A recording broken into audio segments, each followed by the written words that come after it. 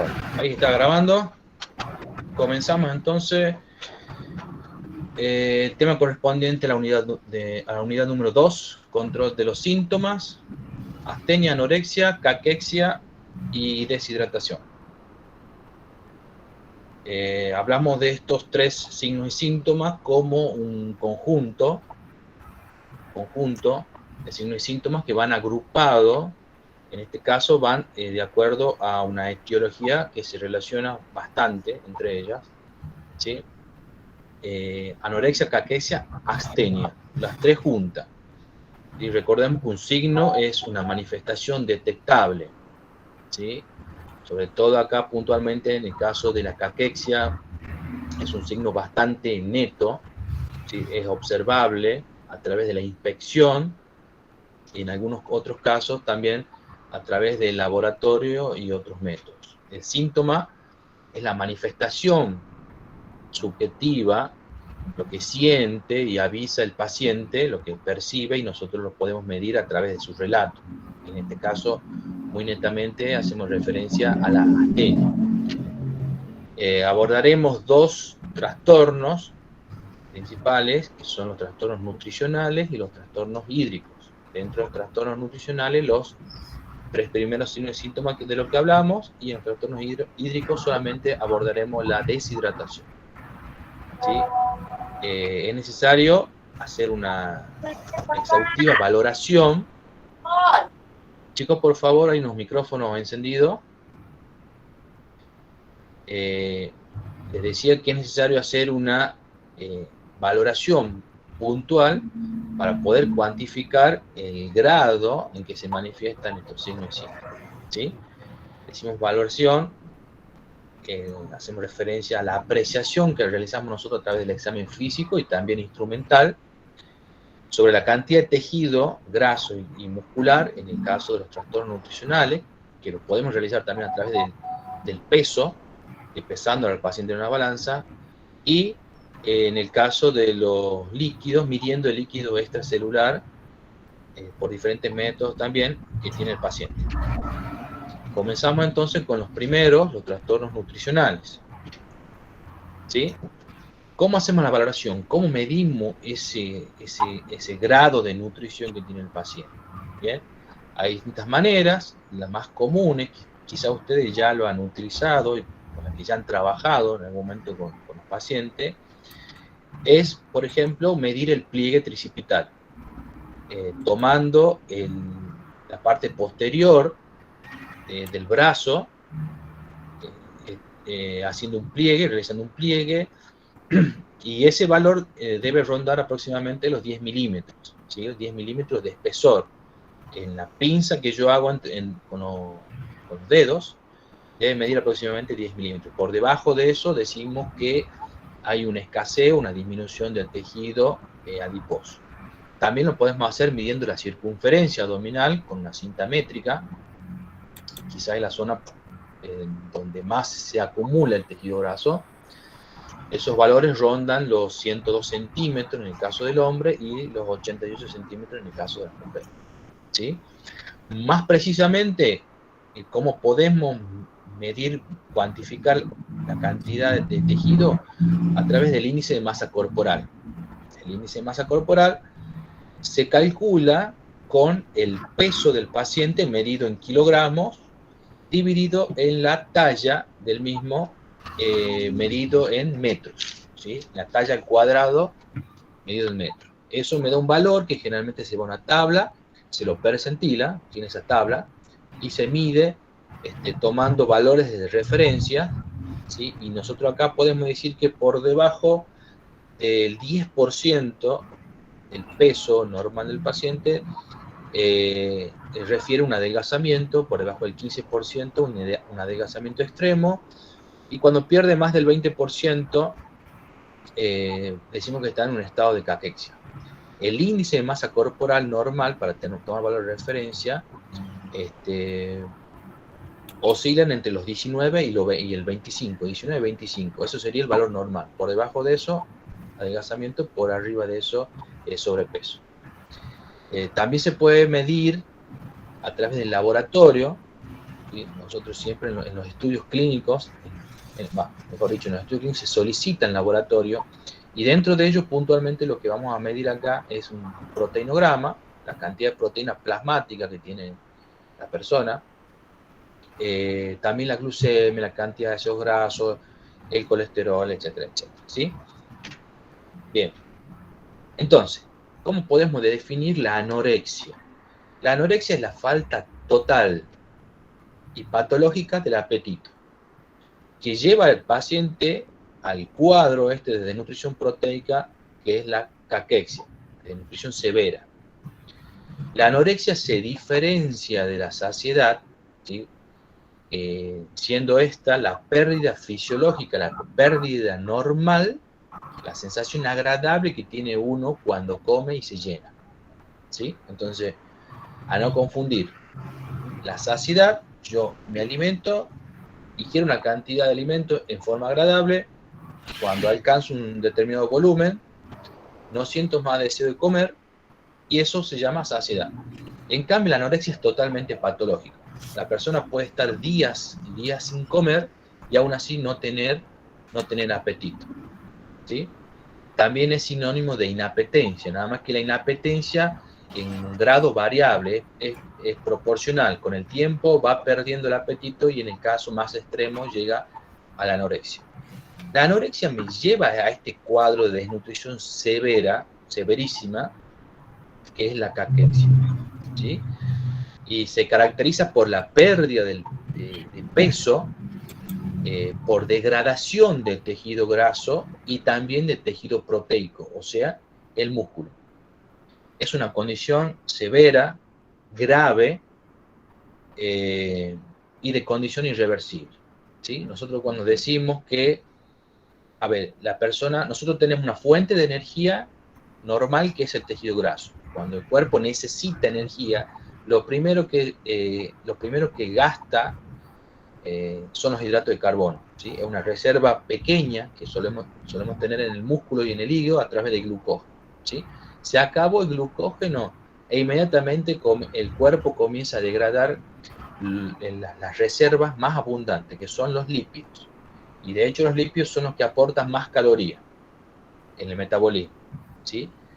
Pero acá en este cuadro hay una alteración en el metabolismo y hay una degradación más allá de los lípidos y empiezan a degradarse las proteínas y empieza a consumirse las proteínas corporales y entre ellas las más importantes son las del tejido muscular. Por eso que nosotros notamos un adelgazamiento desproporcionado. Si notamos adelgazamiento donde normalmente una persona no baja, no pierde masa con una dieta o con un metabolismo normal, ¿sí? Bien, acá un cuadro comparativo, un pequeño cuadro comparativo. En el caso del ayuno, hay hambre, es algo normal, hay hambre, hay pérdida de tejido graso y es reversible. En cambio, la caquexia es un cuadro totalmente irreversible, ¿sí? Que se acompaña de la anorexia, la pérdida patológica del apetito y la degradación del tejido graso y muscular. La astenia. La astenia es un síntoma, es algo que el paciente siente, ¿sí? Siente una debilidad o fatiga generalizada, siente un cansancio a las actividades que él normalmente realizaba en su tarea cotidiana, ¿sí? Por ejemplo, la persona salía caminando a su trabajo, se desplazaba 5 cuadras y se desplazaba sin ningún problema, con normalidad, y de repente empieza a sentir cansancio a 4 cuadras. Y progresivamente siente más cansancio y luego se cansa caminando 2 cuadras. Y finalmente no sale de su casa. ¿Sí? No sale de su casa porque no tiene ganas, no tiene fuerza. ¿Sí? Y eso va progresando hasta el punto en que el paciente oncológico llega a un nivel extremo que es el de postración. ¿Sí? Primero en su casa, en su domicilio, y luego en cama. ¿Sí?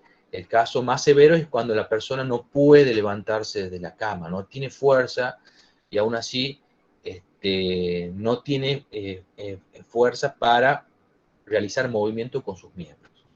¿Sí? Cuando esta persona llega a ese nivel, a esa postración, hablamos de adinamia.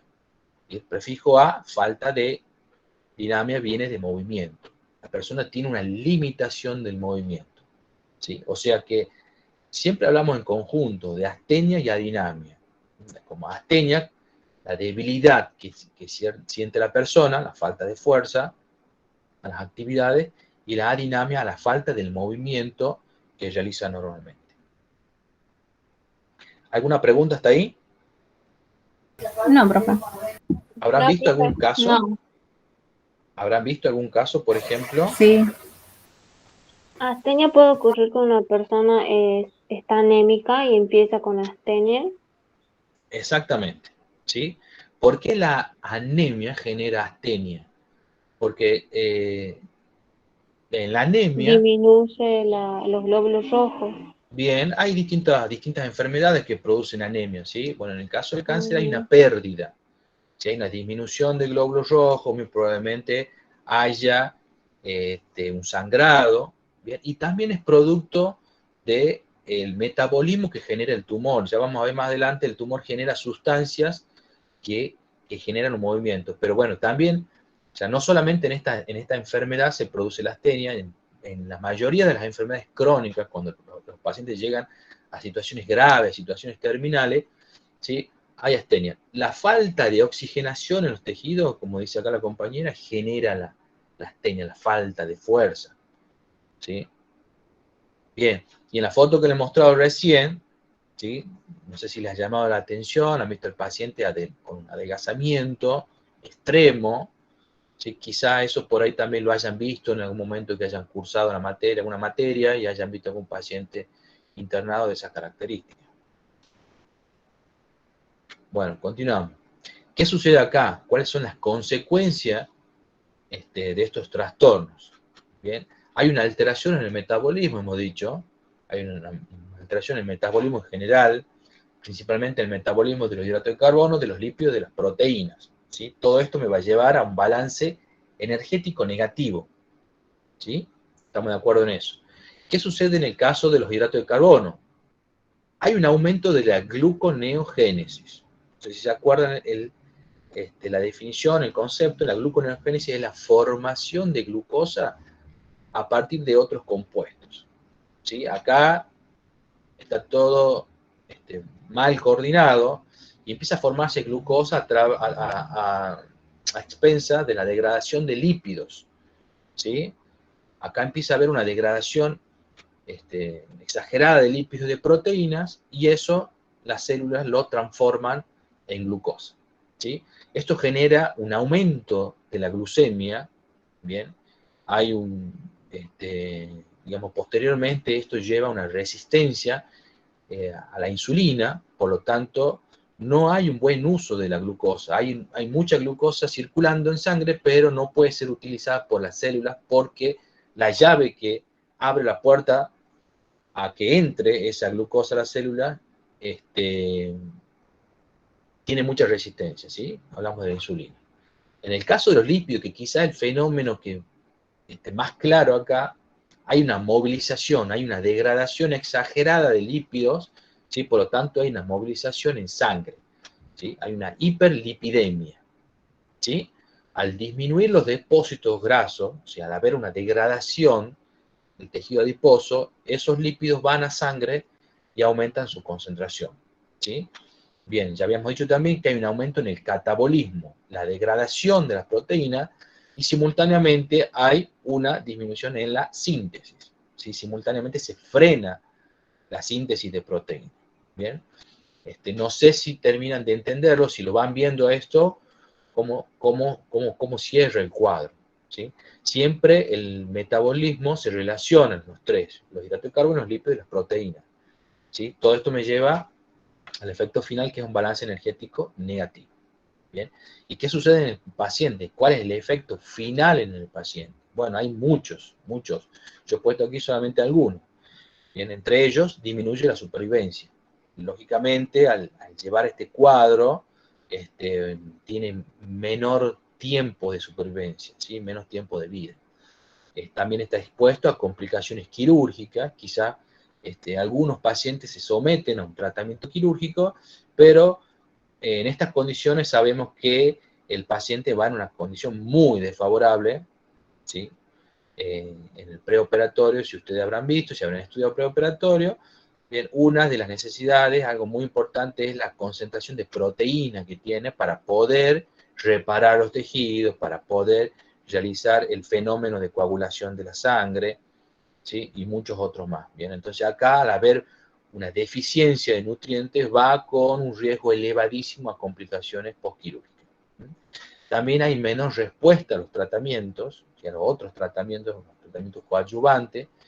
Hablamos de radioterapia, quimioterapia, y lógicamente hay mayor sufrimiento por los síntomas. Esto de estar muy adelgazado, de no tener fuerza, de no poder alimentarse, genera mucho sufrimiento, ¿sí?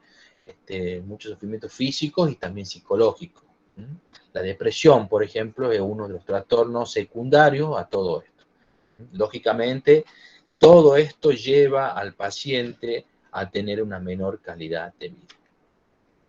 Ahora, ¿cómo es la fisiopatología? ¿Qué es lo que sucede por dentro? Nosotros inicialmente pensábamos que todo este adelgazamiento, toda esta pérdida de energía era algo que se secuestraba por el tumor, ¿sí? Y era mal utilizado por el cuerpo humano. Pero vemos que hay hay distintos caminos, que todos terminan en un efecto común, que es la caquexia, ¿sí? Bien, tenemos que tener en cuenta los tratamientos que podría estar realizando el paciente, ¿sí? La quimioterapia, la radioterapia tienen un montón de efectos secundarios, provocan náusea, provocan dolor, provocan alteración en el gusto, generan pérdida del apetito, hay disfagia, que es la dificultad para deglutir cuando esa radioterapia afecta a órganos donde por allí transita el bolo alimenticio, ¿sí? Genera depresión, genera trastornos psicológicos. ¿Bien?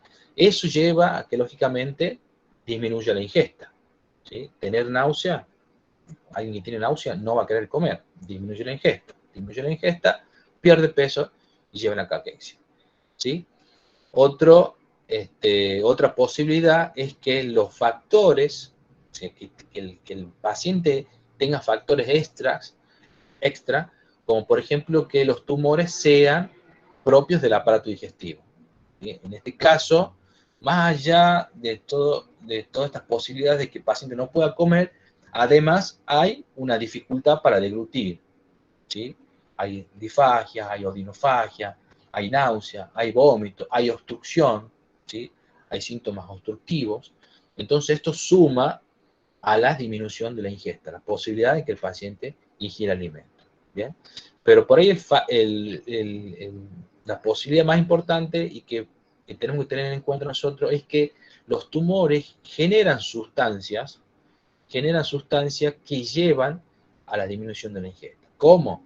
Liberan sustancias químicas que activan los macrófagos, y los macrófagos liberan sustancias que intervienen en el proceso inflamatorio.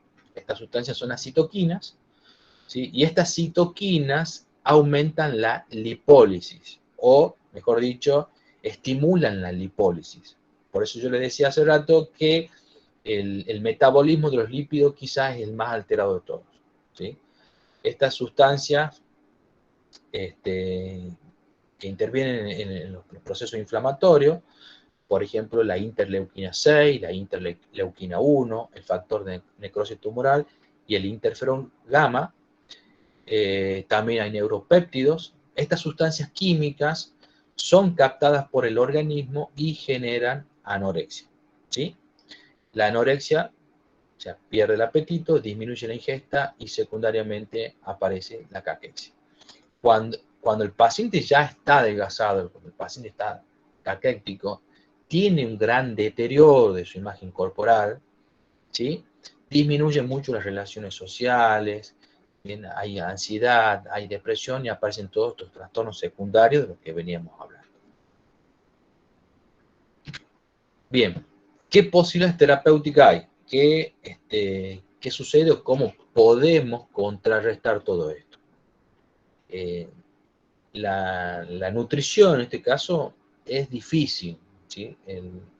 La manera, el modo en que el paciente oncológico puede nutrirse, muchas veces resulta siendo difícil, ¿sí? Resulta siendo una batalla muy difícil de pelear, tanto para él como para su familia, ¿bien? Pero de alguna manera hay que intentar y hay que estimular a la persona para que se realice. Siempre hablamos como la nutrición oral, igual que la medicación, como la vía preferencial, porque es la menos invasiva, una vía, digamos, netamente económica, más fácil, de mayor acceso, ¿sí? Sin embargo, hay que ver las posibilidades en las que se encuentra el paciente para poder utilizar esta vía de nutrición, ¿sí? Que no tenga un tumor que sea de cabeza y cuello, o de esófago, un tumor gástrico, ¿bien? Y que pueda deglutir normalmente, y que pueda también, de alguna manera, tener un manejo de las náuseas, ¿sí? Porque de otro modo no podría alimentarse por vía oral, ¿sí? Lo ideal es que se alimente al paciente en forma racionada, se alimente varias veces, muchas veces al día, ¿sí? De las 4 comidas que tenemos habitualmente nosotros, por lo menos que sean 6 u 8, y en cantidades pequeñas, en cantidades fraccionadas, que sean alimentos atractivos para el paciente, que sean alimentos agradables, que tengan una buena temperatura, ¿sí? Que sean alimentos templados, y que tengan también un alto contenido calórico, que es lo que necesitamos acá para que el paciente de alguna manera recupere ese peso y contrarreste las pérdidas de energía, ¿sí?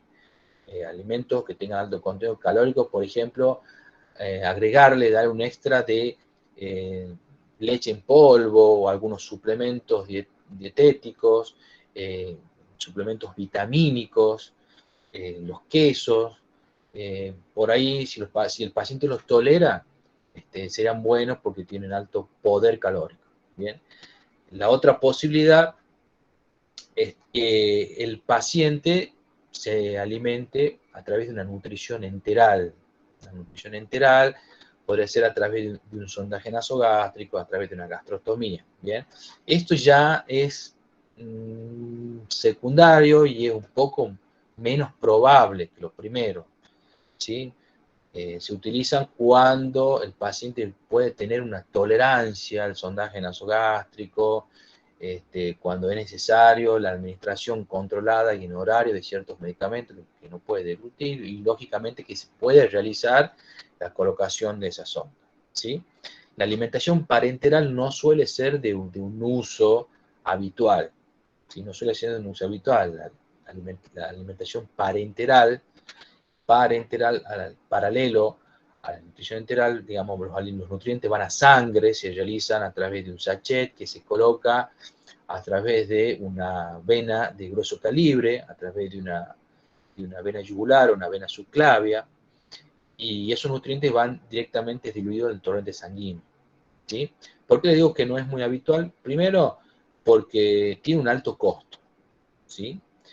En segundo lugar, necesita ser manejado y controlado permanente por personal entrenado. Si es un paciente que está en una situación terminal, un paciente que tiene un control de los síntomas y está en su casa, se mantiene en su casa, alguien tiene que ir y estar, ya un enfermero tiene que estar en su casa haciendo el control, realizando los cuidados de esta vía central, y eso es algo que por ahí tiene un costo adicional, ¿sí? Bien, también se utilizan medicamentos, se utilizan estimulantes del apetito, como por ejemplo los corticoides. Los corticoides, por un lado, disminuyen el proceso inflamatorio y las sustancias químicas que libera el tumor, y también estimula directamente el apetito. Bien, el otro trastorno que vemos son los trastornos hídricos, y dentro de ellos hablaremos solamente de la deshidratación. La sobrehidratación no es algo común. De hecho, acá, digamos, el problema es que los pacientes no suelen ingerir líquido, o también está alterado el sensor de la sed, digamos, la capacidad, el paciente pierde la capacidad de tener la necesidad de ingerir líquidos, ¿sí? Bien, hacemos la valoración a través de distintos métodos, como por ejemplo, algunos de estos ustedes ya supongo lo conocen, supongo que ya lo han hecho, ¿sí? El signo del pliegue lo podemos realizar en las manos o en el abdomen del paciente, realizamos un pliegue en pinzas, con dos dedos en pinzas, hacemos un pliegue, y este pliegue tiene que desaparecer inmediatamente. Si este pliegue persiste, quiere decir que la piel no está turgente, que la piel ha perdido agua, que es lo que le da la elasticidad, ¿sí? El tiempo en que demore desaparecer este pliegue es directamente proporcional al nivel de deshidratación que va a tener el paciente. Otra manera de valorar el nivel de hidratación es viendo las mucosas, valorando las mucosas.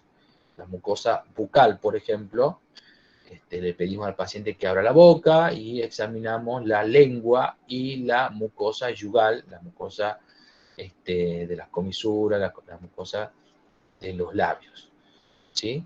Por lo general, en la persona que está deshidratada, la lengua se torna seca, con grietas, tiene las papilas gustativas muy marcadas y suele acompañarse de una sequedad, se vuelve pastosa, ¿sí? Blanquecina, muchas veces se adhiere el resto de alimentos, y quizá también con el tiempo muchas veces aparece el muguet, candidiasis, que son hongos, ¿sí? O sea, que se adhieren bien en la lengua, y sobre todo la lengua pierde el brillo, ¿sí? Nosotros cuando vemos algo hidratado, tiene brillo, ¿sí?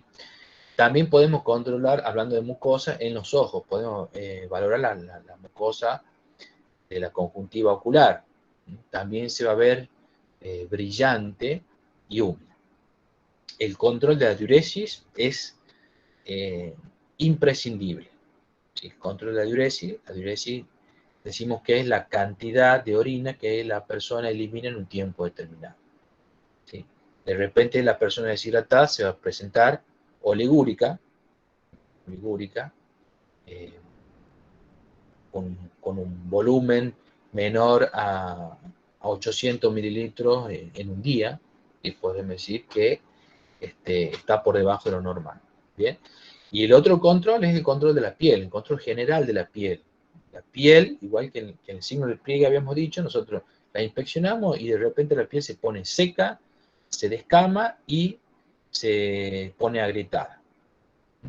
Recuerden que la piel también es la primera barrera que tenemos como mecanismo de defensa, y en estas patologías estamos frente a también, digamos, acompaña un sistema inmune deprimido.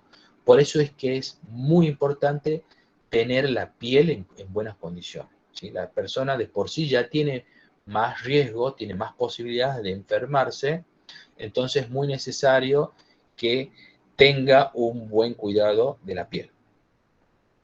Bien, todo esto me va a llevar a mí a hacer el equilibrio, a hacer un control, a hacer un balance hidroelectrolítico, ¿sí? Entonces, de esta manera nosotros medimos la cantidad, cuantificamos las pérdidas que tiene el paciente con los ingresos, ¿sí? De por sí sabemos que el paciente tiene poca sed o tiene pocas ganas de ingerir líquido, entonces por lo general vamos teniendo un balance negativo. ¿Cuáles serían las posibilidades terapéuticas? ¿Cómo? Ahora viene, ¿en qué manera nosotros hidratamos a ese paciente? ¿Sí? Acá, entre las distintas vías de administración de líquido, la vía oral quizá hemos dicho que al igual que el caso de los alimentos y los medicamentos, si el paciente puede, o sea que acá la condición puede estar limitada, si el paciente puede, que no se da en la mayoría de los casos, ¿sí? Por lo general el paciente no puede ingerir agua por vía oral porque le da náusea, porque se ahoga, porque tiene un tumor que le afecta la deglución, ¿sí? Entonces no suele ser la vía preferencial, ¿sí? La vía endovenosa, mucho menos. La vía endovenosa mucho menos. A diferencia de un paciente con otra patología que se encuentra internado y nosotros canalizamos una buena vena, un buen calibre, podemos aportar todos los líquidos que el paciente necesita y también a gran velocidad. Bueno, acá es distinto, porque en estos pacientes, primero, tienen limitaciones en los accesos venosos. ¿Sí? Suelen tener accesos venosos muy frágiles, pocos, quizás ya han estado bajo largos tratamientos, entonces no tienen mucha disposición de vena. También recuerden que la vía endovenosa genera una gran posibilidad de infección, tiene un alto riesgo de infección, entonces si tenemos un paciente inmunodeprimido, introducir un germen directamente en el torrente sanguíneo es algo muy riesgoso, ¿sí? Por eso es que suele ser la menos utilizada. El sondaje nasogástrico, igual que en la vía oral, también si el paciente si se da la posibilidad de hacer un sondaje, si tolera la sonda, si no tiene un tumor que sea del aparato digestivo, bien, podría administrarse y tener y que tenga buena tolerancia quiero decir que no tenga náusea y vómito, bueno, es probable que se utilice esta vía. Y quizá la más utilizada, siendo también más vieja que la vía endovenosa, es la hipodermoclisis. Hipodermo viene de hipodermis, ¿sí? De tejido graso. Acá se administra el líquido directamente en el tejido celular subcutáneo. ¿Sí? Es una vía viejísima, en el 1950 se utilizaba antes que se han inventado los catéteres de teflón y daba buenos resultados. Con el tiempo, obviamente, ha quedado en desuso, ha sido reemplazada por la vía endovenosa, pero ahora se está reutilizando mucho esta vía. ¿Cómo se lleva a cabo? Se necesita una aguja de metálica tipo butterfly, ¿sí? El butterfly o mariposa. Tiene agujas metálicas, o sea que es necesario acá que la colocación, la punción, el sitio de punción sea en un lugar plano, que no sea en lugares donde haya pliegue, ni prominencias óseas, ni ningún otro relieve importante sobre la piel, ¿sí?